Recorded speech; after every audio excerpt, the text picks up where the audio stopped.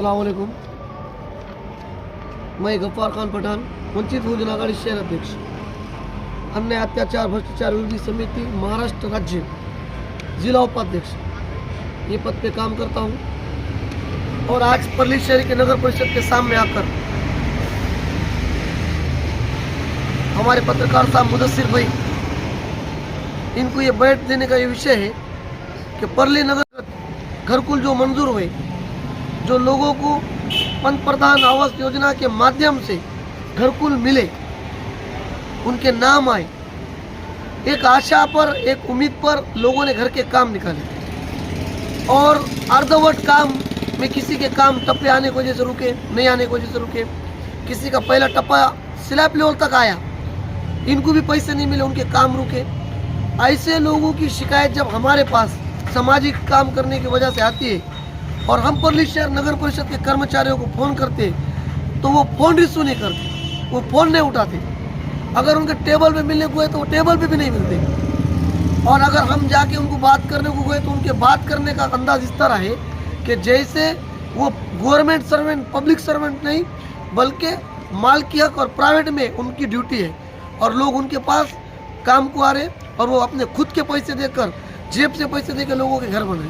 हालांकि भारत सरकार उनको पैसे दे रही, पंतप्रधान आवास योजना है, केंद्र की स्कीम है, केंद्र उनको घर बनाने के लिए पैसे दे रही, मगर ये कर्मचारियों की वागणूक इतनी बेकार और इतनी हुकुमशाही है, हम इसका खंडन करते और विरोध करते।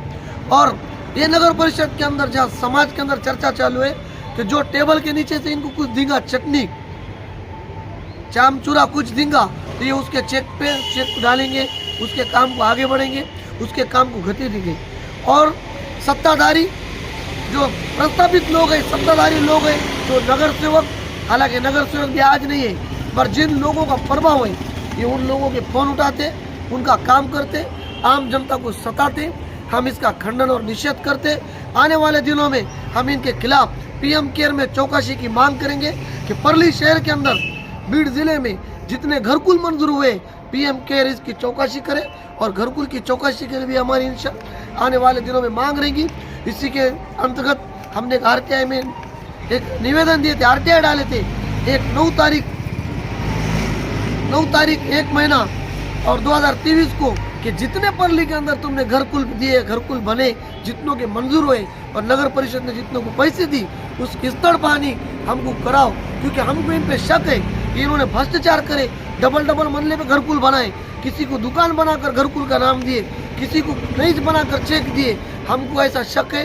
ये शक था बोलकर मैंने अन्य अत्याचार भ्रष्टाचार समिति के माध्यम से आरटीआई डाला था। 40 दिन हो गए, नगर परिषद का कोई रिस्पॉन्ड नहीं, कोई लेटर नहीं, कोई जवाब नहीं। फिर मैंने आज के तारीख में 22 तारीख 2 महीना 2023 को वो पेपर अपील वो किया कि मुझे माहिती दी जाए।